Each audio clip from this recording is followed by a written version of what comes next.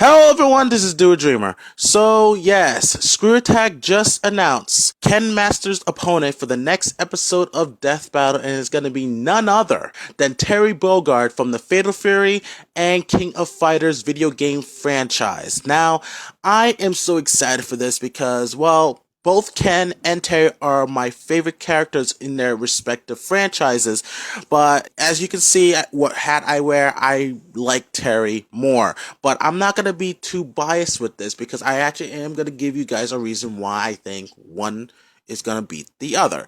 And I know there are going to be some people who is a little bit disappointed that it's not Sub-Zero, but we've already had a Mortal Kombat versus Street Fighter fight this season, which was Sonya Blade versus Cammy. So I think it's best to actually take a break from that.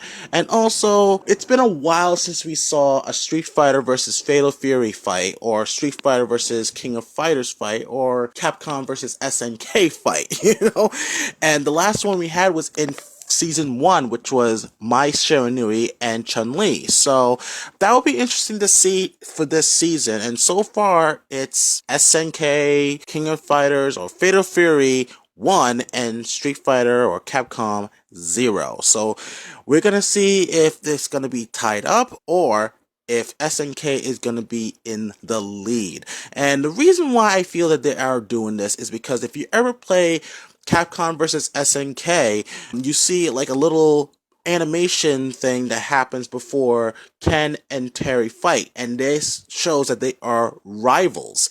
So with that being said, yeah, I can see why people want to see this fight and people entertain this fight. So I'm really looking forward to this. Now, who I think is going to win? Well, before I do that, I know people are going to say, well, it's obvious it's going to be Terry Bogard because I wear the Fatal Fury hat, but it's not going to be because of that. It's because of the research I actually have conducted myself. So I'm going to tell you what I know about Ken and Terry. And I'm going to first start off with Ken. So Ken, as we know, he learns the ancient style of the Atsutsuken, which is called the Assassin's Switch from Galkin. His rich father wanted him to learn discipline, and he felt that his best friend Galkin can do that. So he sent him away to Japan at the age of 12, so that way he can learn the art of Atsutsuken and also learn some discipline, so that way he won't be a spoiled rich kid, because his father and the Master's family are very rich because of their hotel businesses. And it did work. I mean, he did become very disciplined and a really great fighter when he was taught under Galkin alongside with his best friend and rival Ryu. Now, their styles are very similar, both Ryu and Ken. The only thing is that with Ryu, it's more honed and stronger, and with Ken, he's actually faster and flashier with those moves. And that is actually going to play a good role. I really feel that in terms of speed, he is faster than Terry Bogard. And also, he has a really, really powerful move when it comes to the Shoryuken. Unlike Ryu, Ken can actually emit fire from his hands while he does the Shoryuken or the Dragon Punch. And also, of course, he does the Hadouken and also the Tatsumaki Seppukeku or Hurricane Kick. The only thing is he does it faster than Ryu, where Ryu's is actually a bit stronger. You know what I mean? And as for his feats, well, he has fought the worst of the worst and the baddest of the bad, but he actually was defeated most of the time, and he has rarely defeated Ryu himself. He tried fighting Akuma when he discovered Galkin was killed by Akuma and got one-shotted by Akuma. And also, he even tried to face M. Bison, but he lost to M. Bison on a number of occasions, even to the point where he kidnapped Ken and brainwashed him, where Ken became Violent Ken, which we all know that's probably not going to happen.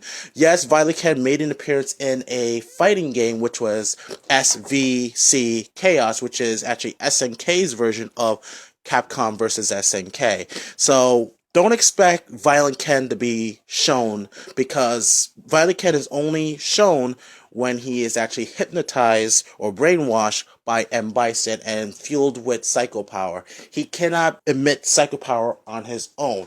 So, sorry guys, no evil Ken for this one. So, and if they are going to use it, I mean, it is what it is, guys. But I know if they're going to use a canon story for Ken, then he is not going to be able to become Violent Ken. But at the same time, we all know that Ken is very tenacious, and he has, like I said, fought the worst of the worst, the baddest of the bad, lost most of those fights. He has won a couple of U.S. martial arts tournaments, but never won the world tournament, which is like, the basis of the video game. He's never won a single world tournament. So that's actually maybe a disadvantage for him, but not at the same time, because you don't need to prove that you are the best because you won many tournaments. It's pretty much what your skills are, and that's what we're actually looking at. But anyway, now on to Terry Bogard. Terry Bogard's fight style can be best described as hybrid and also adaptive, mainly because of the way he learned martial arts and also honed his craft. Alongside with his younger brother, Andy, both of them learned martial arts from their adoptive father, Jeff Bogard. They even learned the style of Haikyoku Seiken by Tung Fu Ryu, and Haikyoku Seiken style of martial arts is a form of Kung Fu that draws ki from the earth and uses it as their ally against their opponents. Now, this explains why Terry can do moves like the Power Wave, the Burning Knuckle, the Power Geyser, the Power Dunk, and also his ultimate technique, the Buster Wolf. At the age of 10, Terry, along with his brother Andy, witnessed the death of their adopted father Jeff at the hand of Geese Howard. Now, this fueled both Andy and Terry to want to get revenge against Geese, but they weren't strong enough and weren't old enough to face Geese, so they had to go on a training journey to hone their skills. Andy left the States to Japan, while Terry stayed behind and pretty much wandered the streets of Southtown and many other cities to hone his skill and test his limits as well. Now, during this journey, Terry pretty much got his butt kicked a lot of times, but even though he was defeated on multiple occasions from different masters and different forms of martial arts, he learned to adapt to different styles of martial arts, so that actually helped him along the way. And the training journey all paid off, because when he got old enough, he was able to face Geese Howard and also defeat Geese Howard in the King of Fighters tournament. And that doesn't stop there, guys. He actually won many other King of Fighters tournaments when he defeated the likes of Wolfgang Krauser, which was Geese Howard's half-brother, Yamakaze, who was another crime boss, Kane, who happens to be Geese Howard's brother-in-law, and Geese Howard himself again on 2 more separate occasions. So yeah, based on these feats, guys, I really feel that Terry Bogard has the odds in favor for victory over Ken. Now, I know some of you are thinking that, okay, you're being a little biased right now because of the fact I wear a Fatal Fury hat in every video, but it has nothing to do with that. It has more to do with the fact that, well, Terry's style, he has the ability to adapt and adjust to any style that comes across him, whereas Ken, not so much. Now, don't get me wrong, Ken is no slouch. He has faced the worst of the worst, but he's never defeated guys like Akuma or like M. Bison, but Terry has in Geese Howard, in Wolfgang Krauser, and also in Kane, and also Yamakaze. Those guys were actually really strong opponents. Very strong, almost at the same level of M. Bison and Akuma, especially when it comes to Wolfgang Krauser. I mean, come on, guys, So that's something to think about. And I'm also going to add this one in.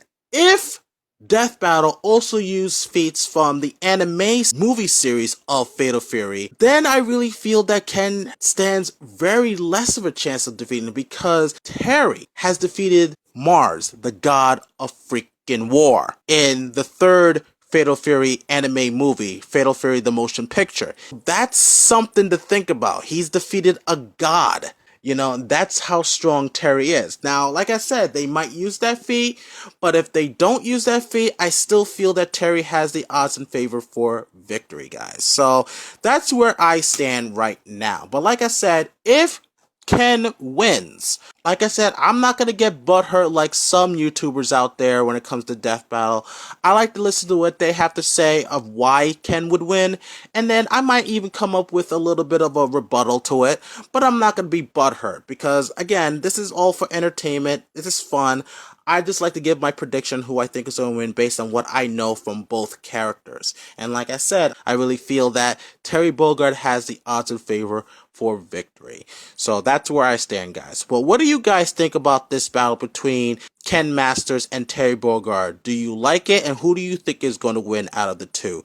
Feel free to leave your thoughts and comments down below. Tell me what you guys think. We're going to discuss and debate about it. And if you're new to my channel, please subscribe to my channel for more content and follow me on Twitter and Facebook. Links in the video description. And I also want to give a very special shout out to SpectralStar to say congratulations on finally reaching the milestone of 1,000 subs. Now you're on the road for 2,000. Congratulations, man. He's one of my fellow Nerdbender podcast partners, along with Richard Korra Kenobi and your only mate. And we're actually going to be doing our next podcast, which is coming soon, and it's going to be on anime. So stay tuned for that, guys.